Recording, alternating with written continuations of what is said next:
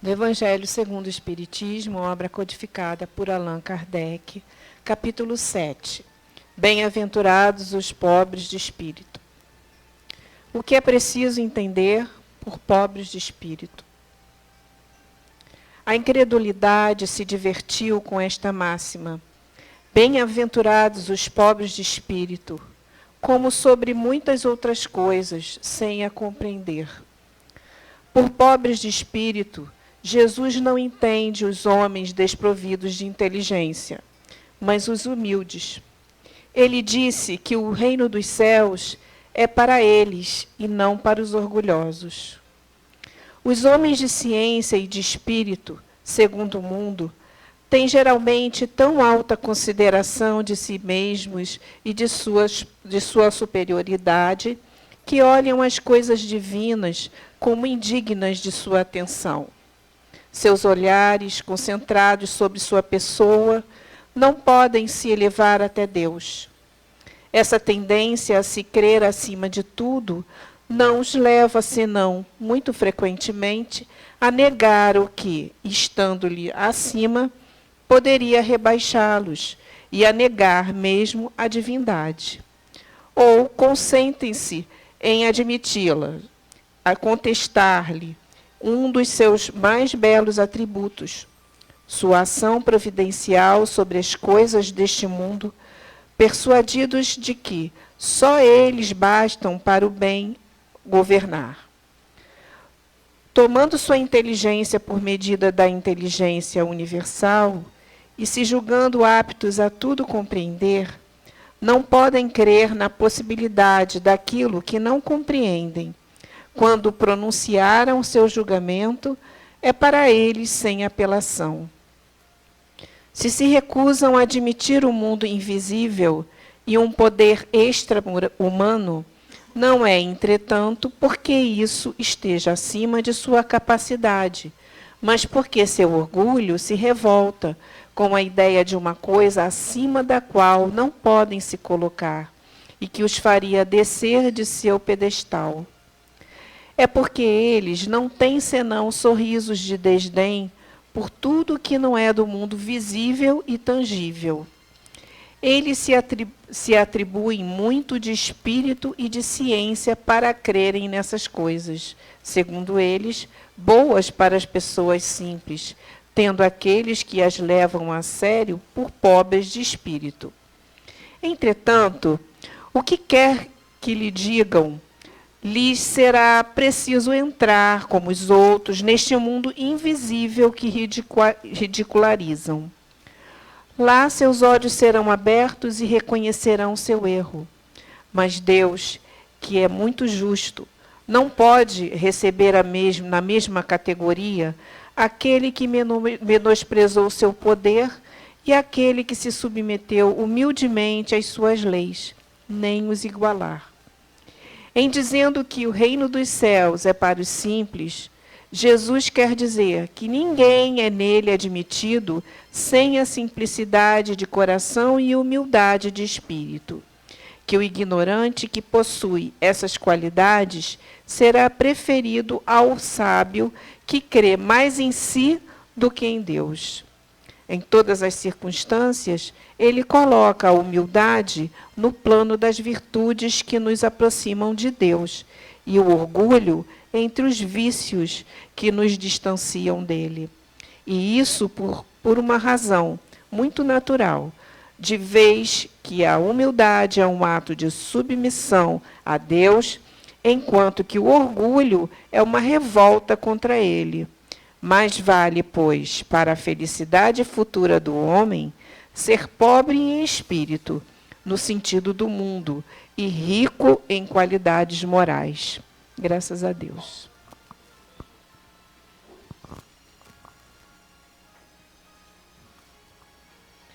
Do livro Autoajuda por Autoajuda, mensagens de Francisco Cipriano e Irmã Germana, psicografado por Celi Durão.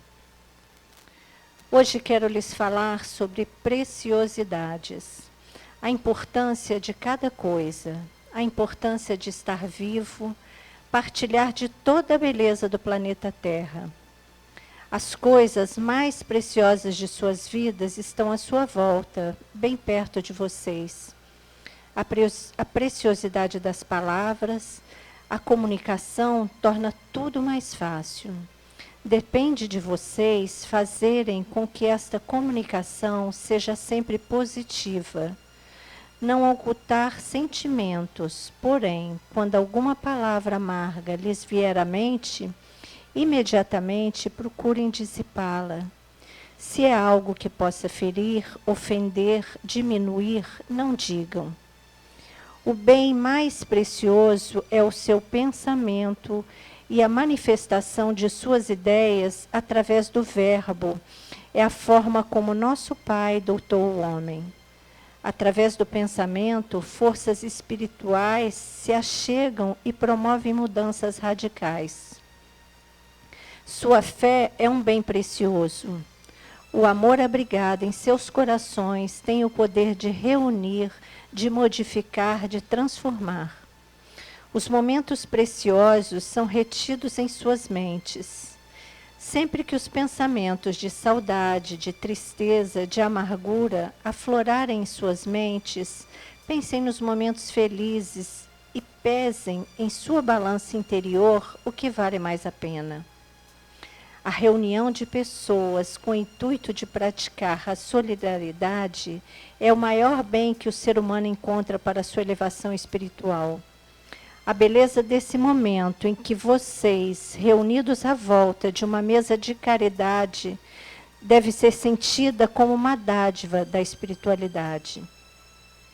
Nesse instante, as falanges franciscanas os estão protegendo. As palavras de apoio moral, os conselhos, as palavras de amor aqui proferidas servem como bússolas para o seu dia a dia. Procurem superar suas dificuldades e nada temam. Vocês estão no caminho certo. Orem, rezem por toda a humanidade, que todos possam se entender e que a fraternidade impere entre todos. Espíritos evoluídos, como nosso bom Francisco de Assis, aqui deixaram seus exemplos e não é tão difícil segui-los. Leiam, procurem alargar seus conhecimentos. A preciosidade de suas ideias é algo que nunca lhes será tirado. Estão sempre prontos para enfrentarem qualquer situações, quanto mais se prepararem. Fiquem em paz. Que assim seja.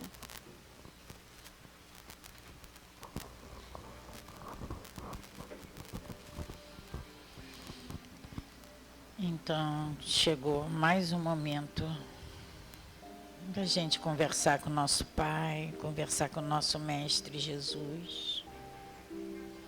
E sempre como fazemos, vamos elevar nossos pensamentos a Deus, nosso Pai, e agradecer sempre pelo dom da vida, agradecer sempre por mais essa oportunidade de reencarnação. E ao Mestre Jesus implorar, pedir: Mestre, irmão querido, perdoe as nossas infantilidades, perdoe as nossas teimosias. E Mestre, te agradecemos por estarmos aqui nessa casa, te agradecemos por estarmos aqui querendo abraçar essa doutrina que nos explica tanta coisa, que nos faz entender esse momento que vivemos, que nos faz compreender que estamos colhendo exatamente aquilo que plantamos ontem, porque essa é a lei do nosso Pai. Ele nos permite semear o que quisermos, mas em compensação, a colheita é obrigatória de cada um de nós. E estamos, Mestre, experimentando uma colheita dura, amarga, sofrida. Por isso, Mestre, já começamos a te procurar, te pedindo clemência. Por isso, Mestre Jesus, já nos encontramos aqui nessa casa, querendo, precisando, necessitando, rogando, sentirmos a Tua vibração, sentirmos a Tua presença. Precisando, Mestre, abrir os nossos corações, deixar que esses corações falem da necessidade de Te abrigar, na necessidade da construção desse reino dentro de cada um de nós. Mestre, agradecemos a esses amigos espirituais que agora nos envolvem com toda a sua amorosidade, com todo o seu carinho, muitas das vezes curando males que sequer sabemos que temos. E nos ajude, Mestre, a entender que o que Te pedimos, se ainda não fomos atendidos, nos ajude, nos fortifique a entender que essa recusa, não é recusa, Mestre, essa falta de atendimento é necessária para cada um de nós. Assim como um remédio amargo que tomamos, mas que vai nos trazer a cura, assim são os nossos sofrimentos, assim são as nossas dores. Nos ajude, Mestre, a entender, fortifique, nos alimente para que possamos espiritualmente sair desse planeta, sair dessa jornada um pouquinho mais rico do que a que chegamos. Nos ajude, Mestre, nessa caminhada, nos dê a mão, ilumine esse caminho. Senhor Jesus, amigos espirituais, que a paz do nosso Pai, o amor do nosso Mestre Jesus esteja sempre em nossos corações. Que assim seja, Senhor. Graças a Deus. Boa noite. A gente vai falar um pouquinho hoje sobre fé. E aí imagina a situação, né, em que você faz uma prece, uma oração, faz um pedido para você importante e você não é atendido. Aí, dois caminhos a gente vai ter. A gente vai se revoltar. Porque é tão importante para a gente, tão importante para mim, aquela solução daquela questão. Fiz o pedido, eu tenho fé e a coisa não acontece. E aí, ou eu de verdade não tenho fé, ou a minha fé é uma fé cega. E se a minha fé for uma fé cega, eu vou me sentir extremamente frustrado. E isso pode acabar me levando a abandonar aquela crença. A outra opção é eu aceitar aquela situação de não ter sido atendido, porque talvez eu me julgue indigno de ter, né, ter aquela graça concedida, né, não me ache bom o suficiente ou ter o merecimento suficiente para que aquela graça tenha me sido concedida. Nessas duas situações, o que nós estamos demonstrando é que nós de verdade não temos fé.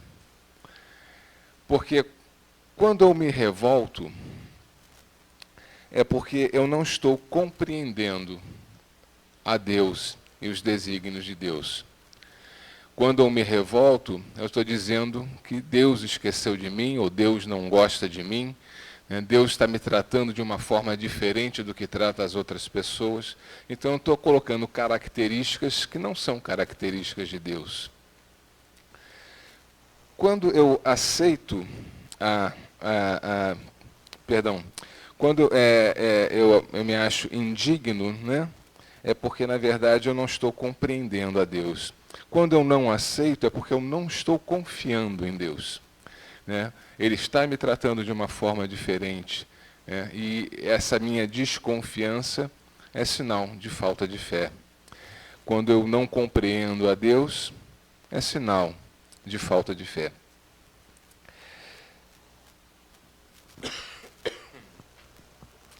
O que eu preciso fazer, então, para ser atendido, para ter o merecimento? Então, vamos supor que eu fiz o pedido por mim. Para que eu possa receber o que eu estou pedindo, é preciso que eu tenha aprendido a lição a qual eu vim aprender.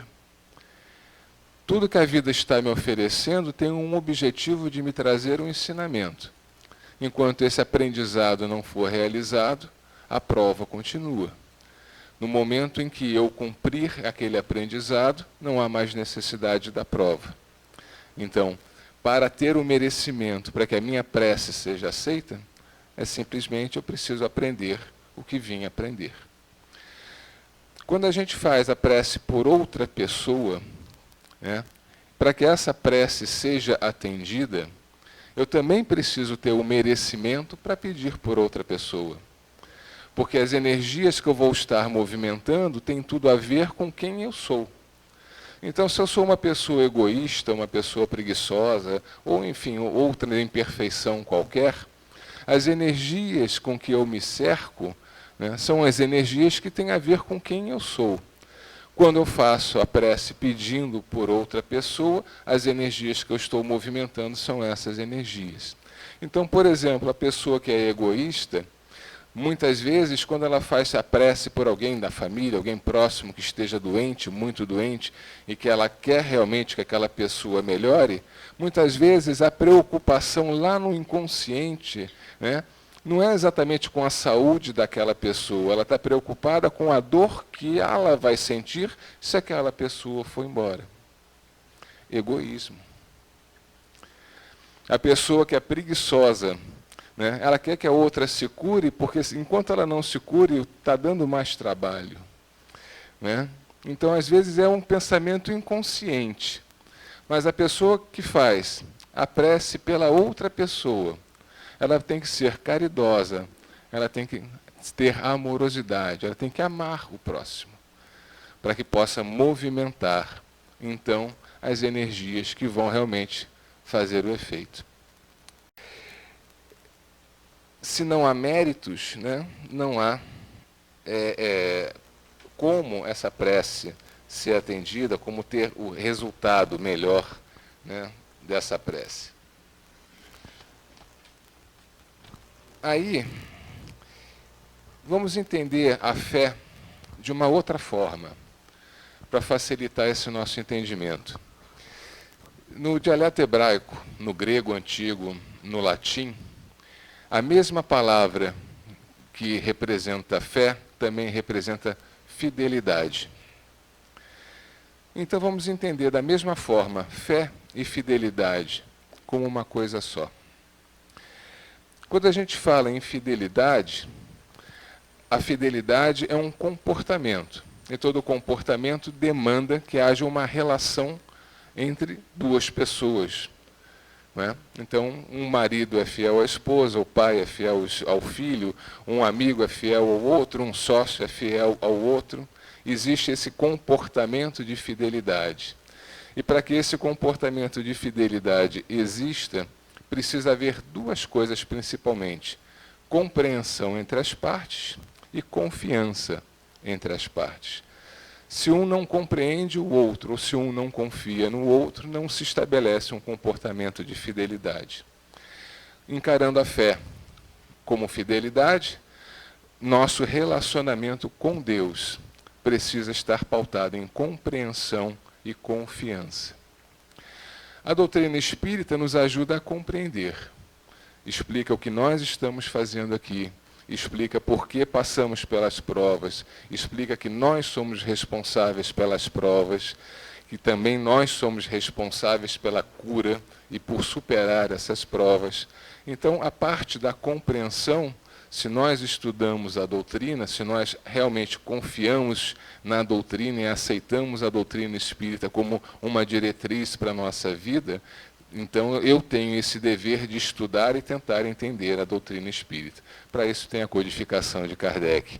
Isso vai me dar essa base da compreensão do ensino, para que eu possa, então, ter esse comportamento de fidelidade com Deus.